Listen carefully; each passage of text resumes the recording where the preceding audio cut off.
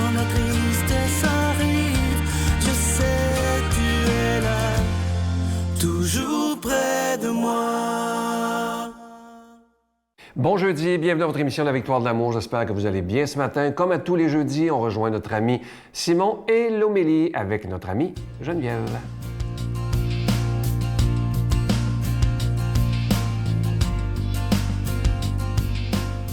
Bonjour tout le monde. Aujourd'hui, on termine ensemble cette longue série de méditation de la prière du Credo en méditant sur ces mots, je crois, à la résurrection de la chair. Parce que je ne sais pas si vous vous souvenez, mais j'avais commencé au tout début par la vie éternelle en vous disant qu'il faut commencer par la fin, par le but final. Mais juste avant la vie éternelle, on a quand même la résurrection de la chair.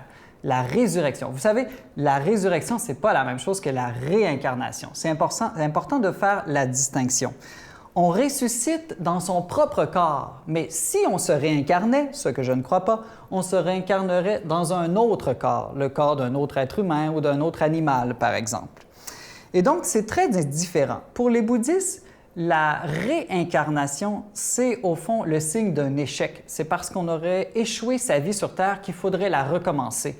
Comme dans les jeux vidéo, quand on n'a pas réussi un tableau, on a une autre vie et puis on essaie de refaire le même tableau jusqu'à temps qu'on réussisse à le passer.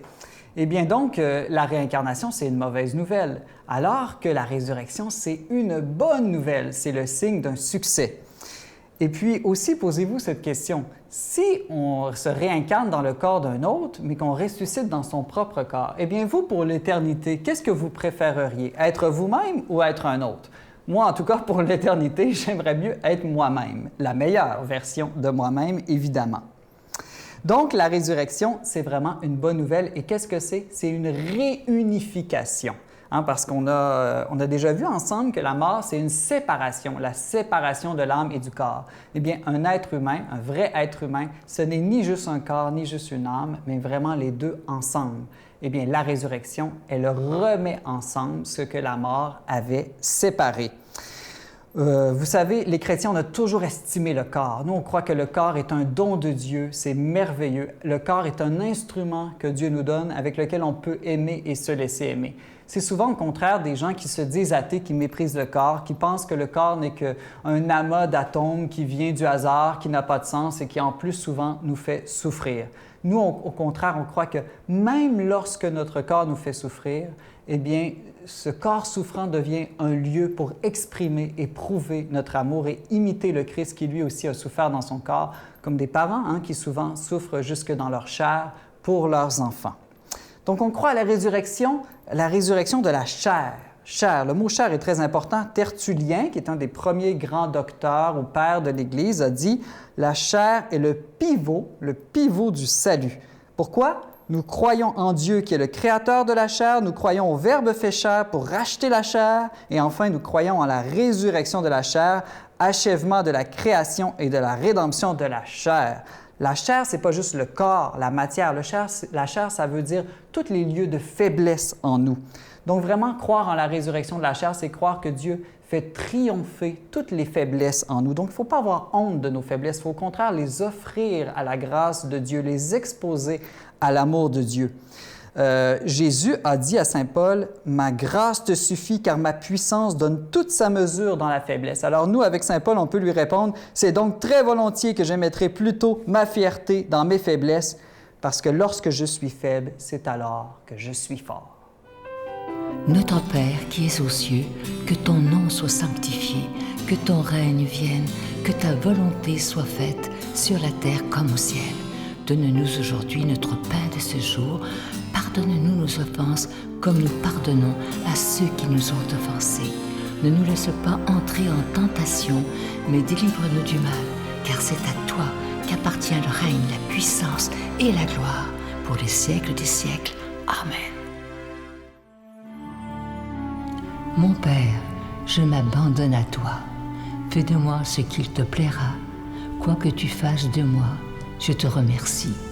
Je suis prête à tout, j'accepte tout, pourvu que ta volonté se fasse en moi, en toutes les créatures. Je ne désire rien d'autre, mon Dieu.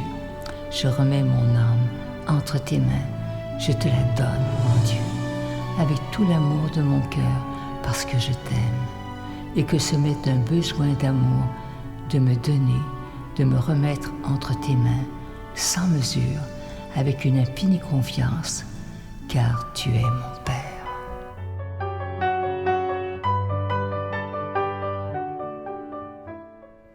Je suis tellement content de vous parler de ce magnifique cadeau du mois d'août. Il s'agit d'un pendentif de la Vierge Marie, incluant la chaîne. C'est en acier inoxydable, donc ça ne ternira pas.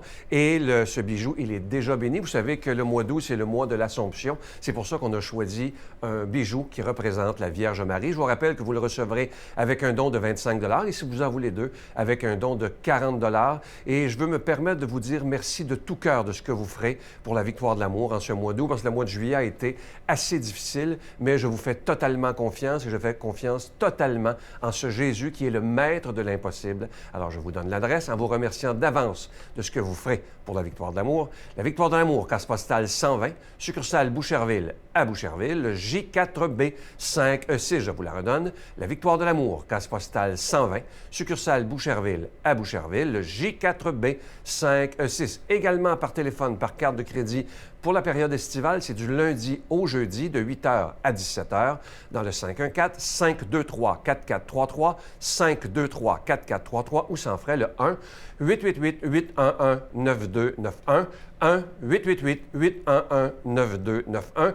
Et aussi sur notre site Internet, vous savez que c'est une façon très rapide, sécuritaire et efficace de faire votre don. C'est le www.lavictoiredelamour.org. Alors, je vous rappelle, ce magnifique, c'est un véritable bijou. C'est le pendentif de la Vierge Marie, incluant la chaîne. Le tout est en acier inoxydable, donc ça ne ternira pas. Et ce bijou, il est déjà béni. Merci de tout cœur de devenir des protecteurs de la foi. Merci de votre grande générosité.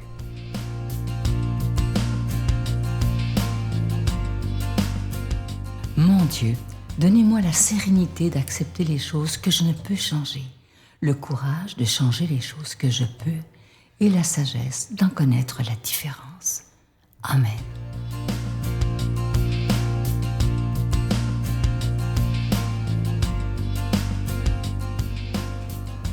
Évangile selon saint Matthieu.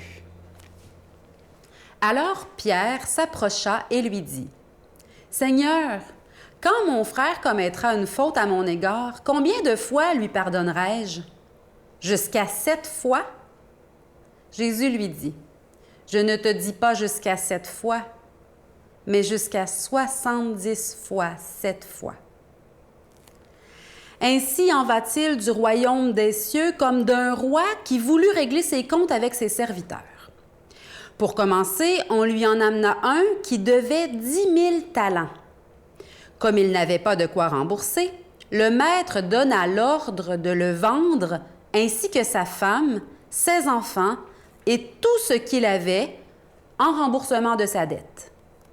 Se jetant alors à ses pieds, le serviteur, prosterné, lui disait « Prends patience envers moi et je te rembourserai tout. » Pris de pitié, le maître de ce serviteur le laissa aller et lui remit sa dette.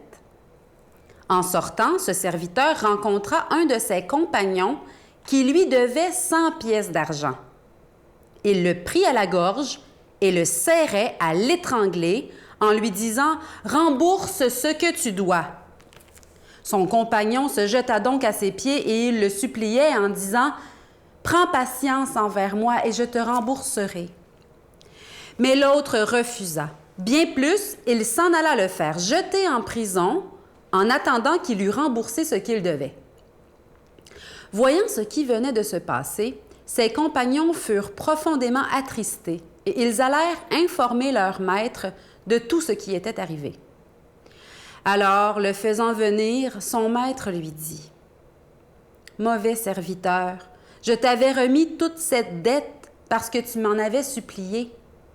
Ne devais-tu pas, toi aussi, avoir pitié de ton compagnon comme moi-même j'avais eu pitié de toi? » Et dans sa colère, son maître le livra au tortionnaire en attendant qu'il eût remboursé tout ce qu'il lui devait. C'est ainsi que mon Père céleste vous traitera, si chacun de vous ne pardonne pas à son frère du fond de son cœur. Jésus, par une parabole, nous explique un petit bout du Notre Père. Hein? Jésus nous a enseigné à prier et tout ce qu'il y a dans la prière du Notre Père est important, mais ce bout-là, le bout sur le pardon, Jésus en parle, en reparle, nous explique et explique encore parce qu'on est lent à pardonner. C'est difficile, pardonner. C'est pas naturel dans le cœur humain, le pardon. C'est divin, pardonner. Ça vient de Dieu.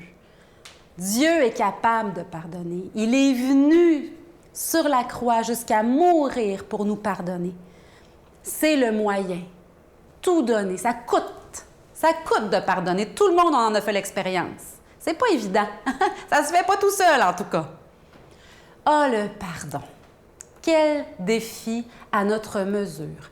Parce que notre cœur est fait pour accueillir Dieu. Et il est malheureux quand il s'en éloigne, notre cœur. En tout cas, le mien, mais je pense que tout le monde, on est pareil.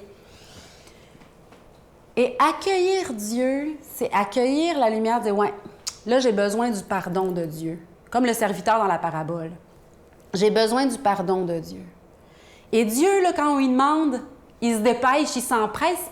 C'est sa mission, c'est ça.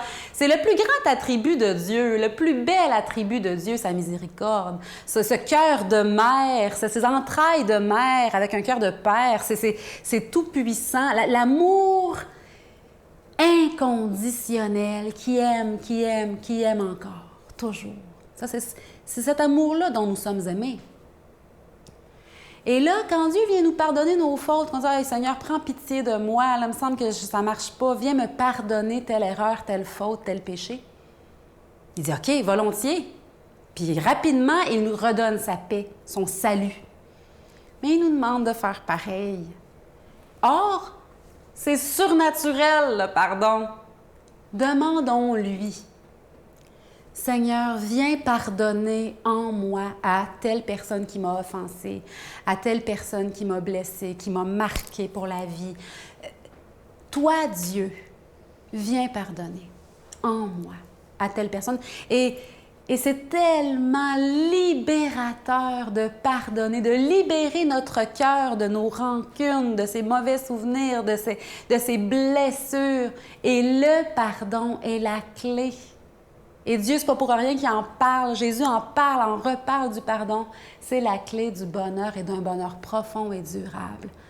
N'attendons pas pour pardonner. Aujourd'hui est le moment favorable. Pardonnons avec la grâce de Dieu. Qu'il nous bénisse abondamment, je lui demande, chacun de vous. Au nom du Père, du Fils et du Saint-Esprit. Amen. Je vous salue Marie, pleine de grâce. Le Seigneur est avec vous. Vous êtes bénie entre toutes les femmes, et Jésus, le fruit de vos entrailles, est béni. Sainte Marie, Mère de Dieu, priez pour nous pauvres pécheurs, maintenant et à l'heure de notre mort. Amen.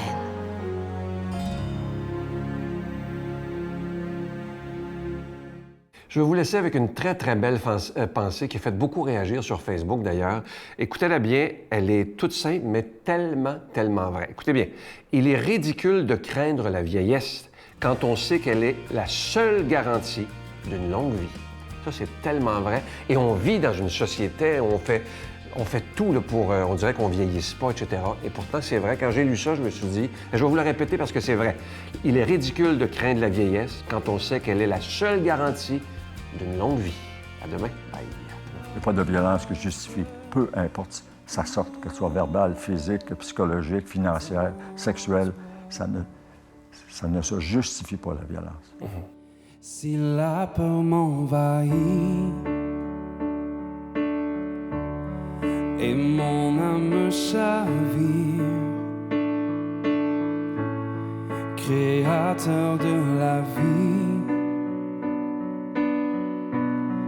mon secours est en toi.